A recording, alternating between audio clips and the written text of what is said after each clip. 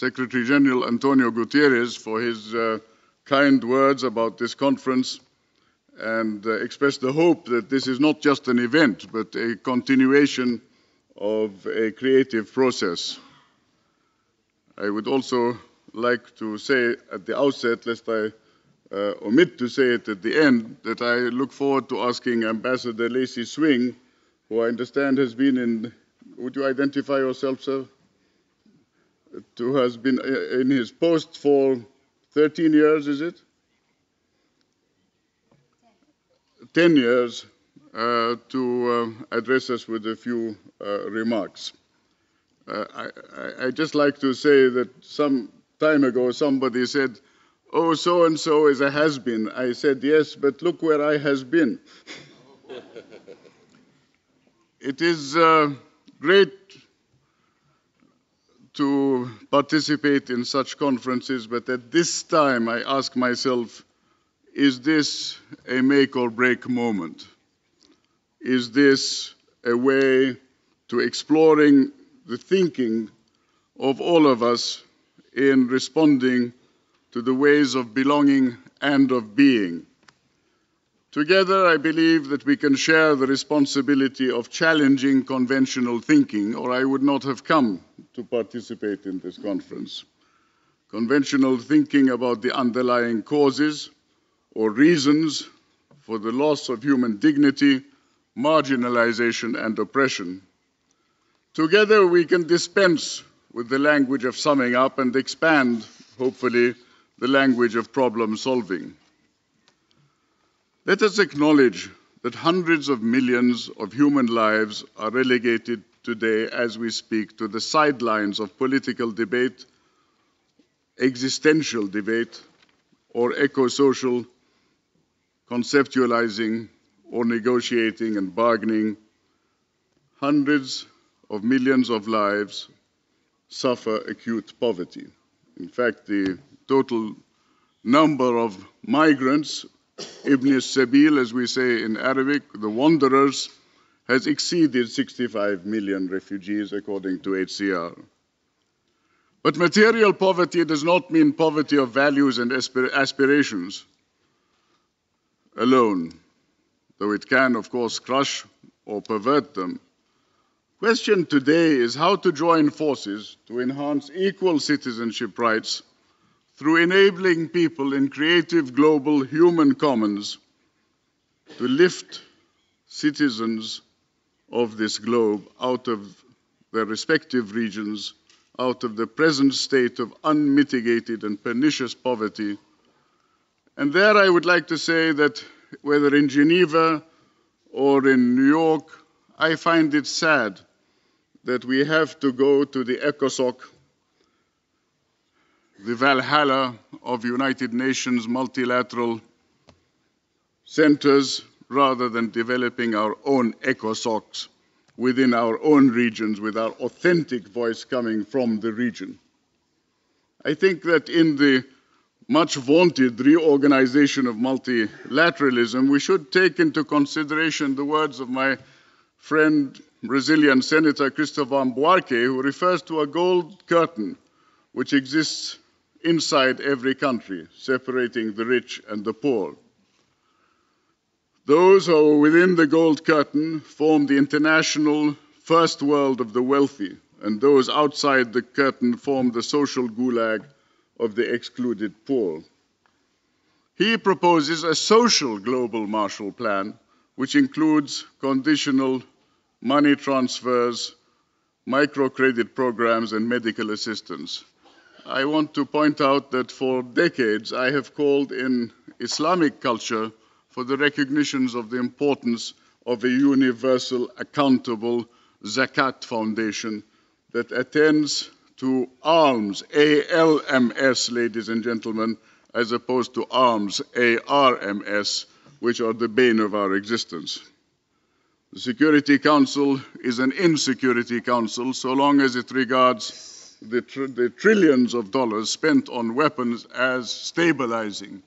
I believe the time has come to recognize that security is not only about WMD, basic security, not only about CTE, CVE, CR, counter-terrorism, violence and radicalism, but also about enabling and empowering the poor.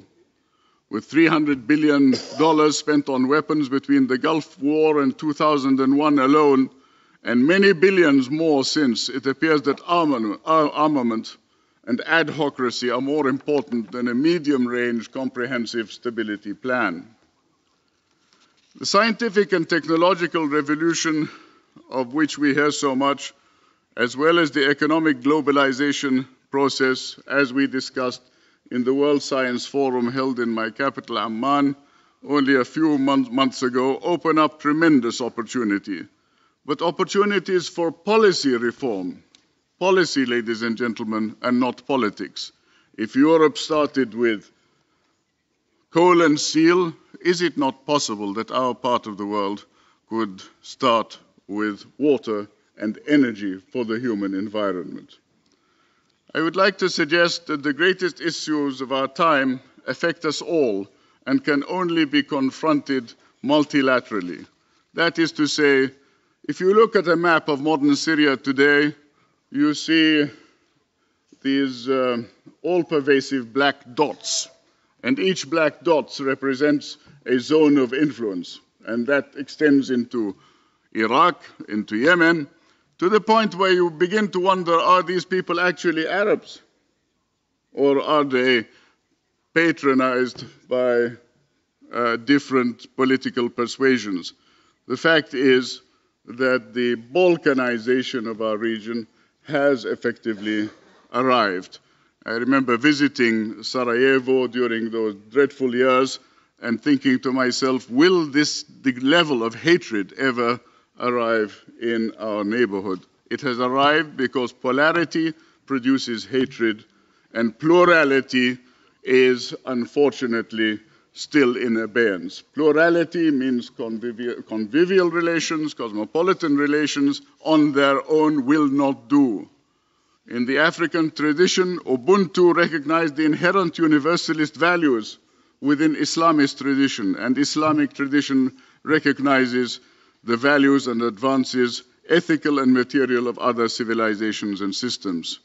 After decades of working with interfaith conversations, not least of all with the then Cardinal Ratzinger, Pope Benedict, here in Geneva, we said, let us start to work on learning by analogy.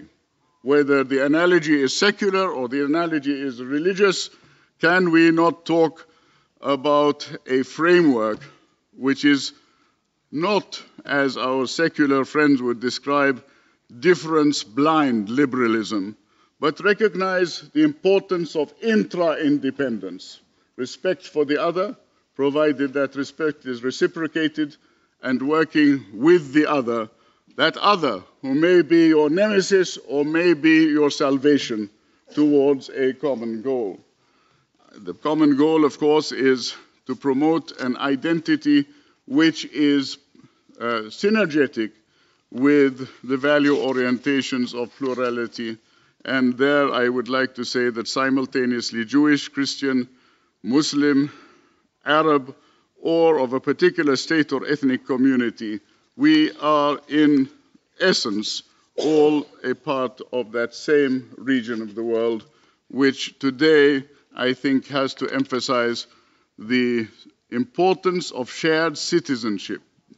The legal membership of a sovereign state or nation, in that context, identity encompasses the totality of how one construes oneself. But I'd just like to say that the four pillars of our region of the world are the Persians, the Turks, the Kurds, and the Arabs. It might interest you to know that we, the Arabs, are only 17% of that totality. And when we sit with the Kurds, we say, what do you want from us and what do we want from you? And they say, well, we want to emphasize our pluralist rights in the context of the Ummah, the broader nation. When we sit with the Amazigh from your part of the world, Mr. Chairman, they say we are interested in our rights in the context of the Watan, the state. And there is possibly a difference.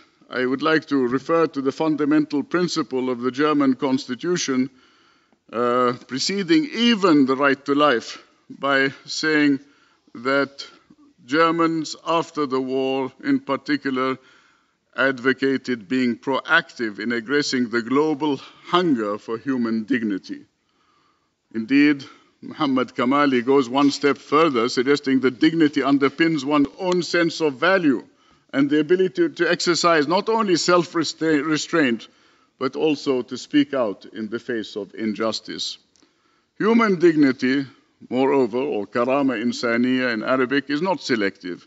It embraces the richness of diversity. So when I say zakat, I am talking about humanity. A child who has cancer is brought to a cancer center and is not asked, are you a Christian or are you a Muslim?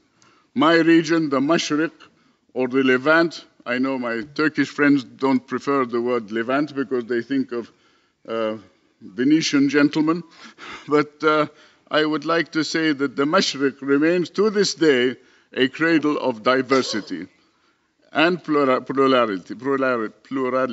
I would like to say that the Nahda, the Arab Renaissance, which we inherited from the end of the 19th century, was the historical prologue to what the West refers to as the Arab Revolt. Increasingly, however, it seems that the world is seen in black and white without shades of gray. The problem is partly economic. It cannot have escaped notice that the World Trade Organization is resented in Africa, Latin America, and other developing areas.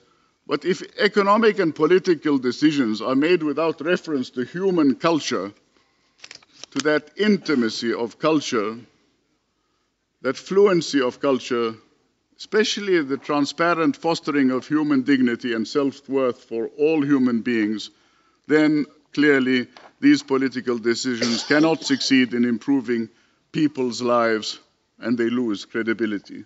We in Jordan have doubled our population in size. I'm not saying this with pride, only in the sense that we have been good hosts for too long. And our population, as advanced by the parliament, is 5.2 million, but in reality our official figures tell a story of 10.4 million.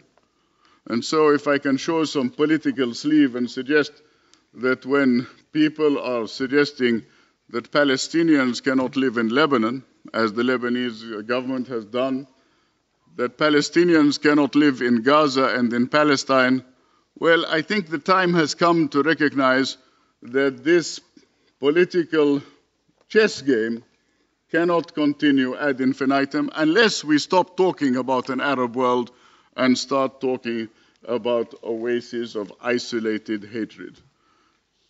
Ghettoization is not cosmopolitan.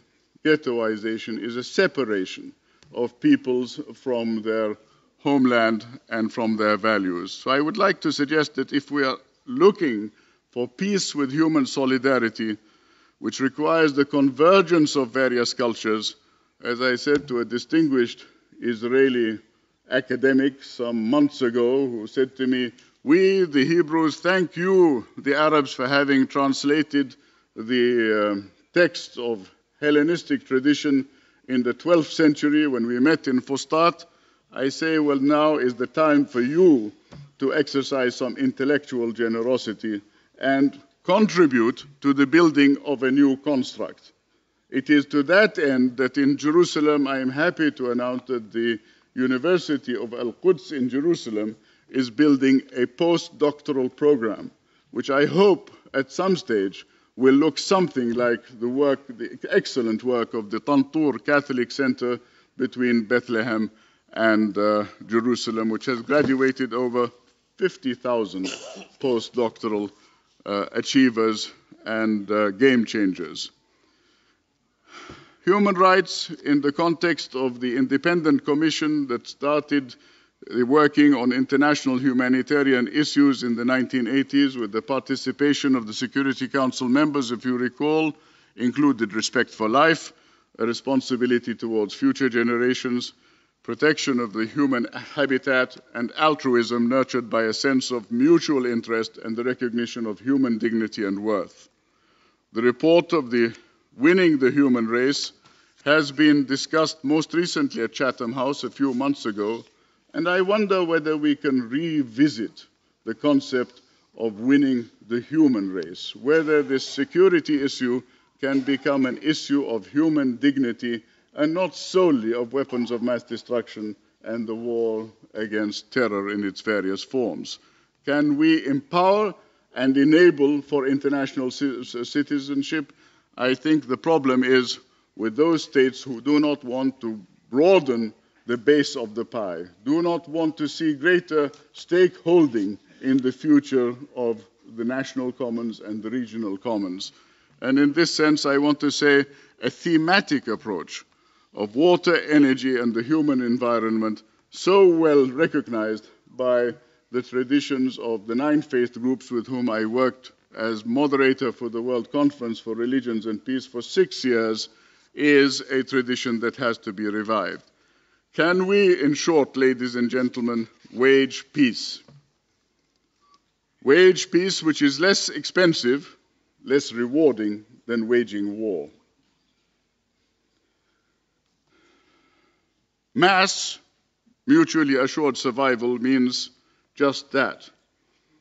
But it seems to me that rather than CBMs, confidence-building measures, we are working with OBMs, obstacle-building measures, some of which are guarded as secrets remote from the peoples of the region, only to be surprised by new developments which have nothing to do with the region, but more to do with international political bargaining.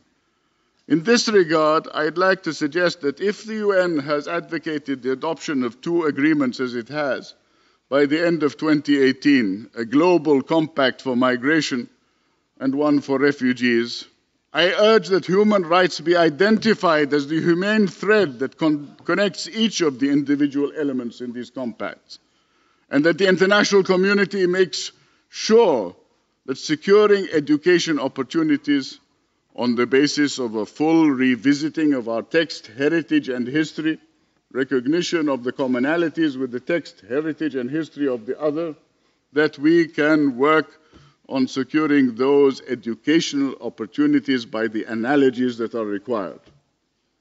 I would like to suggest that the issue for refugee and migrant children is a priority objective and a shared commitment without discrimination or favor. I must underline that much of the responsibility for the current trend towards retrenchment, polarization, and chauvinistic nationalism must be laid at the door of those leaders who ratchet up the fear of the other, who will swamp your lands, take your jobs, and alter your land irrevocably with their alien culture or religion. And allow me to quote the outgoing Human Rights Commissioner final statement, 18th of June 2018, "Only fearlessness," he says, "is adequate to our task at this point in time." Not ducking for cover or using excuses or resorting to euphemisms, but a fearless approach that is shown by human rights defenders around the world, for only by speaking out can we begin to combat the growing menace of chauvinistic nationalism that stalks our future. In conclusion, I would like to suggest to you the following call to action. 1, we appeal to the higher bodies in the international community to re-establish the new international humanitarian order proposed by Jordan and adopted by the UN General Assembly in 1981. We hear a lot about a new architecture, a new security architecture. Why can it not be a new human architecture? I won't say human security because that has gone the way of many suggestions, but I would like to suggest maybe existential security. This order would help ensure that humanitarian concerns are placed at the center of our national and global policies. Man against man, man against nature, and man-made disasters. 2, the scope of international humanitarian law should be broadened to include the law of peace relating to human welfare.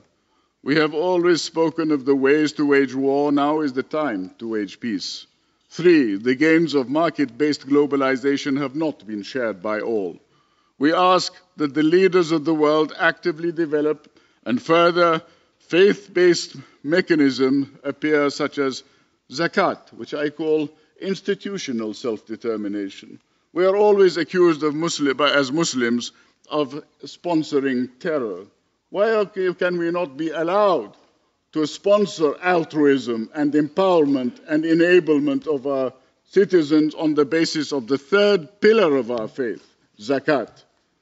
It's lovely to see the glossy buildings of Islamic bonds and Islamic banking in different cities in the world, making money for certain people. But why can we not talk about making people worthy as citizens and contributing as citizens? For it is essential to illustrate to our youth that they can develop a sense of well-being and fraternity through communities of faith or no faith. In Arabic, in the words of Imam Ali, أخ لك في الدين أو نظير لك في الخلق. A brother in faith or an analogy in God's creation. Otherwise, we run the risk of adopting extreme positions, and they, the youth, look to developing a sense of meaning, life, and brotherhood and belonging. As we look, fifthly, toward the 2030 Sustainable Development Agenda, the moral lobby of faith that is still strong across the world must act in cohesion to ensure that equal citizenship rights and human dignity are at the forefront of all developmental efforts. We are not put on this earth to go forth and multiply, desecrate and destroy, but to bring life and hope for future generations. I would like, at the end of these remarks, to say that I have circulated to you a paper on the importance of dialogue between the principal ethnic groups in the MENA region. And I would like to quote my great-grandfather, the leader of the Arab Renaissance movements, who says, "I have unceasingly stated that Arabs are Arab before being Muslims or Christians or Jews." These are sincere words that signify a deep consciousness and a deep belonging to the roots which unify rather than divide, while respecting the other and emphasizing diversity. God bless you all. Assalamu alaikum.